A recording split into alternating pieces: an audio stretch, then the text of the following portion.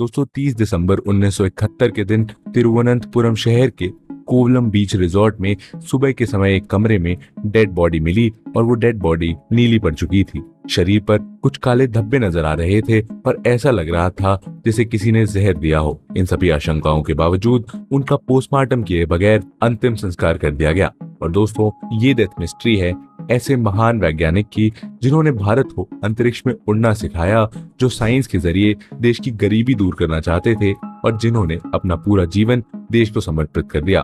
Father of Indian space programme के नाम से विख्यात और पद्म विभूषण से सम्मानित डॉक्टर विक्रम साराभाई की मौत से एक दिन पहले तक जो बिल्कुल फिट थे, जिनकी सारी रिपोर्ट्स नॉर्मल आई थी, उनकी अचानक मौत से पूरे देश में सन्नाटा पसर गया था और वो अक्सर कहा करते थे कि अमेरिका और रूस उन पर नजर रखे हुए हैं। विक्रम साराभाई की मौत की गुत्थी आज भी एक रहस्यमयी पहेली बनी हुई है। और दोस्तों विक्रम साराभाई को वैसे तो किसी पहचान की जरूरत नहीं है, क्योंकि जिस समय पर भारत के लोगों के पास रोजगार नहीं था, खाने के लिए पैसे नहीं थे, देश चीन और पाक से युद्ध में उलझा हुआ था, उस समय उन्होंने भारत का तिरंगा अंतरिक्ष में फहरा दिया था और उनका ऐसा करने की वजह से भारत का नाम दुनिया के विकसित देशों के साथ लिया जाने लगा था। लेकिन दोस्तों आखिर कैसे उन्होंने भारत को अंतरिक्ष में पहचान दिलाई, कैसे देश के आजाद होते ही उन्होंने स्पेस प्रोग्राम की नींव रख दी और क्यों उन्हें एपीजे अब्दुल कलाम के कारण उन्हें विरोधियों का सामना करना पड़ा था। और सबसे बड़ा सवाल कि आखिर सच में उनकी रहस्यमयी मौत के पीछे अमेरिका की खुफिया एजेंसी CIA का हाथ था। दोस्तों आज की इस वीडियो में हम विक्रम साराभाई की लाइफ से जुड़े इन्हीं अहम सवालों के जवाब जानने की कोशिश करेंगे और ये वीडियो काफी इंटरेस्टिंग होने वाली है, तो आप एंड तक जरूर बने रहिएगा। और प्यारे बच्चों, वीडियो में आगे बढ़ने से पहले मेरे पास है आपके लिए एक बहुत बड़ा गिफ्ट। बच्चों हमारी फ्रीडम सेल जो कि 8 से 14 अगस्त तक चल रही थी, उसका रिस्पॉन्स काफी अच्छा रहा है और काफी रिक्वेस्ट आई है इसे एक्सटेंड करने के लिए, तो हम लोग ये सेल एक्सटेंड कर रहे हैं फॉर नेक्स्ट 3 डेज टिल 18 अगस्त। और बच्चों कल से हमारे टॉप एजुकेटर्स के नए बैचेस शुरू हो रहे हैं और अगर आपके कोई बैकलॉग्स बचे हो या अगर आप रेडी हो एक नई शुरुआत करने के लिए, तो ये है एक परफेक्ट टाइम अपनी पढ़ाई शुरू करने का। बच्चों इसे एक ही सब्सक्रिप्शन में मिलेगा आपको सारे बैचेस का एक्सेस, भले ही वो अपकमिंग, ऑनगोइंग या कोई भी पुराने बैचेस हो, प्लस टॉप एजुकेटर्स द्वारा बनाई गई test series, class DPPs, PDF notes और बहुत कुछ भी। और क्योंकि नीट 2025 के लिए अब टाइम बहुत कम है, इसीलिए तुरंत फायदा उठाइए इस ऑफर का एंड एनरोल करिए फीनिक्स प्रो रीलोडेड बैचेस में। चलिए अब वीडियो पर वापस आते हैं। Early life of Vikram Sarabhai. तो 12 अगस्त 1919 के दिन अहमदाबाद में एक समृद्ध जैन परिवार में विक्रम साराभाई का जन्म हुआ। उनके पिता अंबालाल साराभाई एक बड़े इंडस्ट्रियलिस्ट थे जिनकी अहमदाबाद में ही कपड़े की मिल थी। दोस्तों उस समय साराभाई का पूरा परिवार भारत को आजाद कराने की जंग लड़ रहा था और क्योंकि अंबालाल एक बड़े घराने से ताल्लुकात रखते थे, इसीलिए उनके घर नेहरू और गांधी जैसे लीडर्स का आना जाना लगा रहता था। एक दिन रविन्द्रनाथ टैगोर भी उनके घर आए और उन्होंने नन्हे विक्रम को देखकर कहा कि ये बच्चा आगे चलकर कई बड़े काम करेगा। ये बात टैगोर ने विक्रम का चौड़ा माथा देखकर कही थी और उनकी ये बात आगे चलकर सही भी साबित हुई। विक्रम ने गुजरात कॉलेज से साइंस स्ट्रीम में इंटर की पढ़ाई की और हायर एजुकेशन के लिए उन्होंने इंग्लैंड के कैम्ब्रिज यूनिवर्सिटी का रुख किया। सेंट जॉन कॉलेज से साइंस सब्जेक्ट के साथ विक्रम ने अपनी ग्रेजुएशन कंप्लीट की और 1940 में उन्हें नेचुरल साइंस में ट्राइपॉस की डिग्री हासिल की। दोस्तों अब तक दुनिया में वर्ल्ड वॉर 2 शुरू हो चुकी थी और इस वजह से उन्हें भारत लौटना पड़ा। दोस्तों विक्रम चाहते तो विदेश में रहकर अच्छी नौकरी कर सकते थे या फिर अपने पिता की मिल का कारोबार संभाल सकते थे, लेकिन उनका विजन क्लियर था। वो देश के लिए कुछ करना चाहते थे और वो भारत को विज्ञान के क्षेत्र में एक उन्नत राष्ट्र बनाना चाहते थे और युवा उम्र में ही उन्होंने इसका सपना देख लिया था। Establishment of physics research laboratory. दोस्तों भारत लौटने के बाद उन्हें बैंगलोर के इंडियन इंस्टीट्यूट ऑफ साइंस से इनविटेशन मिला और उस समय बहुत कम ही लोग विदेश जाकर साइंस पढ़कर लौटा करते थे। ऐसे में उन लोगों की अच्छी डिमांड थी और इंडियन इंस्टीट्यूट ऑफ साइंस में ही पहली बार उनकी मुलाकात नोबेल पुरस्कार विजेता सर CV रमन और father of Indian nuclear programme doctor Homi Jehangir Bhabha से हुई। भाभा और साराभाई की मुलाकात काफी दिलचस्प रही और पहली मुलाकात में ही साराभाई ने भाभा को प्रभावित कर दिया था।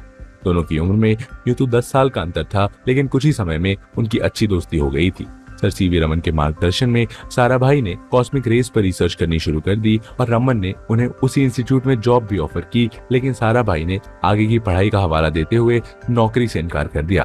और दोस्तों ऐसे ही साल 1942 में क्विट इंडिया मूवमेंट की शुरुआत हो जाती है और इस आंदोलन में साराभाई का पूरा परिवार भी पार्टिसिपेट करता है।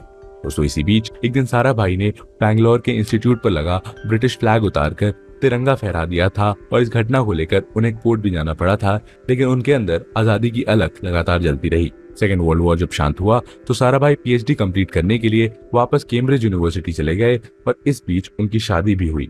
और दोस्तों इसके बाद 1947 में देश को 200 सालों की गुलामी से आजादी मिली और इसी समय अपनी पीएचडी पूरी कर डॉक्टर विक्रम साराभाई भी वापस भारत आ गए। भारत आते ही उन्होंने सबसे पहले फिजिक्स रिसर्च लेबोरेटरी की स्थापना की और इस स्थापना को लेकर कई लोगों ने उनका विरोध भी किया। लोगों ने कहा कि भारत अभी आजाद हुआ है और देश में काफी अस्थिरता है और अभी देश को पैसों की जरूरत है, लोगों को नौकरी चाहिए और लेबोरेटरी या साइंस पर पैसा वेस्ट नहीं करना चाहिए। दोस्तों ऐसे में साराभाई ने लोगों को समझाया कि साइंस के जरिए गरीबी को दूर किया जा सकता है और साइंस लोगों का पूरा जीवन बदल सकती है। पीएम नेहरू भी विक्रम साराभाई की बात से सहमत हुए और इसी तरह फिजिक्स रिसर्च लेबोरेटरी की शुरुआत हुई। Indian space programme started. दोस्तों विक्रम साराभाई अपनी लेबोरेटरी में रिसर्च में लगे हुए थे। दुनिया के कई देशों के वैज्ञानिकों से उनकी दोस्ती भी थी और रूस, ब्रिटेन, जर्मनी और जापान के साइंटिस्ट के साथ अक्सर वो बात किया करते थे।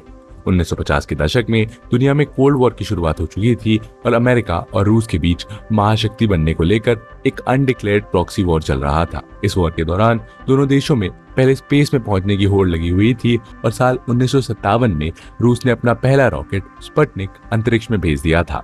अंतरिक्ष में पहुंचने वाला रूस पहला देश बन चुका था और रूस के बाद अमेरिका ने भी अपने स्पेस प्रोग्राम की गति तेज कर दी। जब ये सब हो रहा था उसी समय विक्रम साराभाई ने पीएम नेहरू से कहा था हमें भी स्पेस एंड टेक्नोलॉजी में काम करना चाहिए और उन्होंने नेहरू को स्पेस प्रोग्राम की इंपॉर्टेंस के बारे में समझाया और अपनी बातों से उन्होंने नेहरू को कन्विंस भी कर लिया। साल 1962 में देश की सरकार की ओर से Indian national committee for space research की स्थापना हुई, जिसे इनकोस्पास कहते हैं। और दोस्तों ये वही संस्थान है जिसने आगे चलकर इसरो का रूप लिया। हालांकि इससे पहले ही वो भारत को अंतरिक्ष में पहुंचाने का काम शुरू कर चुके थे और विक्रम साराभाई और होमी जहांगीर भाभा ने 1963 में तिरुवनंतपुरम में थुम्बा विलेज में देश का पहला rocket launching station Thumba equatorial rocket launching station establish किया। दोस्तों भारत के पहले रॉकेट लॉन्च की कहानी भी काफी इंस्पायरिंग है और उस समय भारत के पास बहुत ही लिमिटेड रिसोर्सेज थे और यहाँ तक कि रॉकेट के पार्ट्स और अन्य जरूरी सामानों को साइकिल और बैलगाड़ी पर लादकर स्टेशन पहुंचाया जाता था। इसकी पूरी एक अलग कहानी है दोस्तों, इस पर हम फिर कभी चर्चा करेंगे। अभी के लिए बस इतना जान लीजिए कि 21 मई 1963 के दिन भारत ने अमेरिका से खरीदा नाइकी अपाचे रॉकेट स्पेस में भेजा, जिसने 55 किलोमीटर की दूरी का सफर तय किया था। दोस्तों आगे बढ़ने से पहले आपको एक और रोचक किस्सा बता देते हैं। एक बार एपीजे अब्दुल कलाम के कारण विक्रम साराभाई को विरोधियों का सामना करना पड़ा था। साराभाई ने कम उम्र के अंदर ही कलाम के अंदर छिपी प्रतिभा को पहचान लिया था और उनकी इस प्रतिभा को देखते हुए साराभाई ने उन्हें रोहिणी सैटेलाइट प्रोग्राम का प्रोजेक्ट डायरेक्टर बना दिया था। इसको लेकर बहुत से साइंटिस्ट ने कहा था कि कलाम को अभी अनुभव नहीं है और इस जिम्मेदारी के लिए वो काफी युवा है, लेकिन साराभाई अपनी बात पर अड़े रहे और अक्सर एपीजे अब्दुल कलाम अपनी स्पीच में विक्रम साराभाई को गुरु कहकर याद किया करते थे। साराभाई के रिकमेंडेशन के बाद कलाम नासा गए थे और वहां से वो छोटे रॉकेट्स की लॉन्चिंग की कला सीख कर आए थे। चलिए वापस आते हैं कहानी पर दोस्तों। एक ओर जहां भारत का स्पेस प्रोग्राम तेजी से आगे बढ़ रहा था, वहीं दूसरी ओर होमी जहांगीर भाभा के नेतृत्व में देश का न्यूक्लियर प्रोग्राम भी तीव्र गति से चल रहा था। भारत परमाणु रिएक्टर बना चुका था और अब बारी थी परमाणु हथियार की। लेकिन दोस्तों साल 1966 जनवरी में देश को दो बड़े झटके लगे, जिसमें पहले प्रधानमंत्री लाल बहादुर शास्त्री की और फिर डॉक्टर होमी जहांगीर भाभा की रहस्यमयी तरीके से मौत हो गई। इन दोनों की मौत की गुत्थी आज तक अनसुलझी पहेली बनी हुई है, जिसकी चर्चा हम इस वीडियो में कर चुके हैं, जिससे आप आई बटन पर जाकर देख सकते हैं। और दोस्तों डॉक्टर होमी जहांगीर भाभा के जाने के बाद भारत का न्यूक्लियर प्रोग्राम बैकफुट पर न आ जाए, इसीलिए इंदिरा गांधी ने विक्रम साराभाई पर भरोसा जताया और उन्हें डिपार्टमेंट ऑफ एटॉमिक एनर्जी का हेड और साइंटिफिक एडवाइजर नियुक्त कर दिया। दोस्तों यहाँ तक Vikram Sarabhai as a scientist दुनिया भर में विख्यात हो चुके थे और वैसे तो इंडिया ने स्पेस भेजे जाने वाला पहला रॉकेट अमेरिका से खरीदा था, लेकिन अमेरिका को इंडिया का न्यूक्लियर पावर कंट्री की तरफ बढ़ना परेशान कर रहा था। और दोस्तों आखिर में इंदिरा गांधी के बार बार इंसिस्ट करने पर उन्होंने एटॉमिक एनर्जी का हेड बनने की जिम्मेदारी भी अपने कंधों पर ले ली और स्पेस प्रोग्राम और न्यूक्लियर प्रोग्राम दोनों की जिम्मेदारी अब डॉक्टर विक्रम साराभाई पर आ गई थी और वो बहुत ही केयरफुली इन दोनों चीजों को ऑब्जर्व कर रहे थे। समय बीतता चला गया दोस्तों और साल 1971 का समय आ गया। ये साल भारत के लिए काफी महत्वपूर्ण था और इसी साल भारत और पाकिस्तान के बीच एक वॉर हुई थी और इसी दौरान भारत ने बांग्लादेश को आजाद करवाया था। दोस्तों, एक ओर जहां सरहद पर यह सब हो रहा था, वहीं दूसरी ओर देश के अंदर भी कई अहम प्रोग्राम चल रहे थे। इस साल भारत स्पेस में आर्यभट्ट सैटेलाइट भेजने की तैयारी कर रहा था और साथ ही रोहिणी सैटेलाइट का डिजाइन भी तैयार हो चुका था। न्यूक्लियर वेपन की टेक्नोलॉजी विकसित करने से भारत कुछ ही कदम दूर था कि तभी 30 दिसंबर को एक ऐसी खबर आई जिसने पूरे देश को झकझोर कर रख दिया। Death of doctor Vikram Sarabhai. दोस्तों, 30 दिसंबर के दिन वो केरला के कोवलम बीच रिजॉर्ट में रुके हुए थे और पूरे दिन उनका शेड्यूल काफी व्यस्त रहा। उन्होंने पहले रशियन रॉकेट की लॉन्चिंग देखी, शाम को उन्होंने तुम्बा रेलवे स्टेशन की नींव रखी थी और रात को वो अपने रिजॉर्ट में कमरे में सोने चले गए। केरल आने से पहले उन्होंने अपना बॉडी चेकअप कराया था और उनकी सारी रिपोर्ट्स नॉर्मल आई थी। साराभाई वैसे तो सुबह 5 बजे उठ जाते थे, लेकिन 30 दिसंबर के बाद उनके लिए अगले दिन की सुबह नहीं हुई। जब बहुत बुलाने पर भी किसी ने दरवाजा नहीं खोला तो दरवाजा तोड़ दिया गया और बेड पर विक्रम साराभाई की डेड बॉडी पड़ी हुई थी जो ठंडी हो चुकी थी। अगले दिन उन्हें मुंबई जाना था और रोहिणी सैटेलाइट की डिजाइन की समीक्षा करनी थी, लेकिन उनके सभी काम अधूरे रह गए। साराभाई की डेड बॉडी फैमिली को सौंप दी गई और बेटी मलिका ने अपने पिता की चिता का दाह कर्म कर दिया। हैरानी की बात यह रही कि साराभाई की रहस्यमयी मौत के बावजूद उनका पोस्टमार्टम नहीं किया गया और उनकी मां सरला देवी और उनकी पत्नी मृणालिनी ने इंदिरा गांधी से पोस्टमार्टम ना करने की रिक्वेस्ट की। परिवार की बात का सम्मान किया गया और उनके शव की कोई जांच नहीं की गई।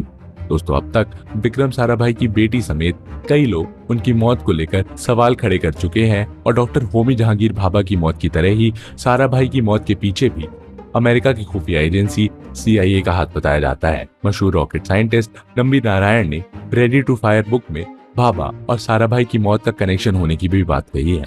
ऐसा कहा जाता है कि अमेरिका को साराभाई से डर लगने लगा था और अमेरिका को लग रहा था कि भारत जल्द ही परमाणु बम विकसित करने वाला है और साथ ही अंतरिक्ष में भी भारत उसे सीधी टक्कर देने वाला है।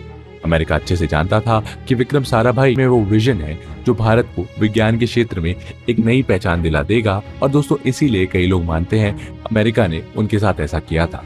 उनकी मौत की कुछ फाइल CIA ने अपने पास रखी हुई हैं और उन्हें हाईली कॉन्फिडेंशियल कहा गया है। हालांकि दोस्तों, उनकी मौत से 30 साल बाद उनकी कुछ फाइल्स को सार्वजनिक किया गया था, लेकिन उसमें से भी कुछ हिस्सों को ब्लैकआउट कर दिया गया। दोस्तों, शायद उस हिस्से में साराभाई की मौत के पीछे के कई बड़े राज छुपे होंगे। दोस्तों, भारत सरकार ने विक्रम साराभाई को 1966 में पद्म भूषण और 1972 में उनके मरणोपरांत पद्म विभूषण पुरस्कार से सम्मानित किया था। साल 2019 में उनकी 100th बर्थ एनिवर्सरी में उनके सम्मान में गूगल ने अपना डूडल भी बदल दिया था और बीते साल भारत ने चंद्रयान मिशन में भेजे गए लैंडर का नाम भी विक्रम के नाम पर रखा था। और दोस्तों, ऐसे ही और भी कई बड़े सम्मान और उपलब्धियां विक्रम साराभाई की फहरिस्त में शामिल हैं। दोस्तों, विक्रम साराभाई के विजन और लीडरशिप की ही बदौलत है कि आज भारत स्पेस एक्सप्लोरेशन में चंद्रयान और मंगलयान जैसे मिशन में शानदार कामयाबी हासिल कर पाया है। साराभाई की लेगेसी दशकों से इंडिया की नहीं बल्कि विश्व भर के साइंटिस्ट्स और इंजीनियर्स को इंस्पायर कर रही है। आज Bharat space and science technology में जिस मुकाम पर खड़ा है उसका पूरा श्रेय विक्रम साराभाई को ही जाता है और ऐसी महान शख्सियत को हम कोटि कोटि नमन करते हैं। दोस्तों, बाकी आपको क्या लगता है, क्या विक्रम साराभाई की मौत नेचुरल थी या वो एक कोल्ड ब्लडेड मर्डर था? और दोस्तों, क्या उनकी डेथ मिस्ट्री कभी सॉल्व हो पाएगी? इस बारे में अपने व्यूज हमें कमेंट सेक्शन में जरूर बताएं। दोस्तों, मिलते हैं आपसे ऐसे ही एक और इंटरेस्टिंग और इन्फॉर्मेटिव वीडियो के साथ। तब तक के लिए जय हिंद।